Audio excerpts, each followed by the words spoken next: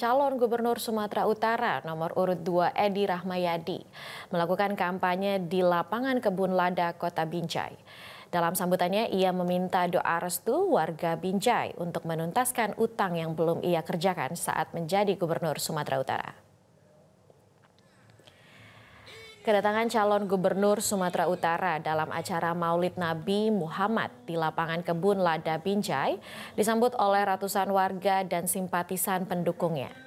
Dalam orasinya, Edi Rahmayadi meminta doa dan dukungan dari warga Binjai agar memilihnya pada Pilkada 27 November mendatang. Edi Rahmayadi juga memohon dukungan agar ia bisa menuntaskan hutang-hutang yang belum sempat ia kerjakan semasa menjabat sebagai Gubernur Sumatera Utara periode yang lalu.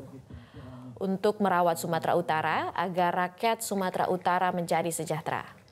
Mantan Ketua Umum PSSI itu mengatakan untuk di Kota Binjai, Edi Hasan akan fokus dalam gagasan seperti infrastruktur, pendidikan, dan juga kesehatan. Infrastruktur yang baik, pendidikan berkualitas, dan kesehatan terjangkau dan gratis dengan pelayanan terbaik diberikan kepada masyarakat.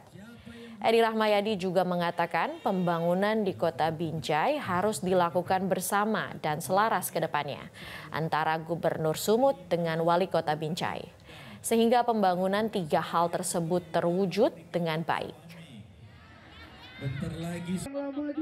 Anak rakyat, inilah salah satu tujuan saya untuk memenuhi, untuk melaksanakan.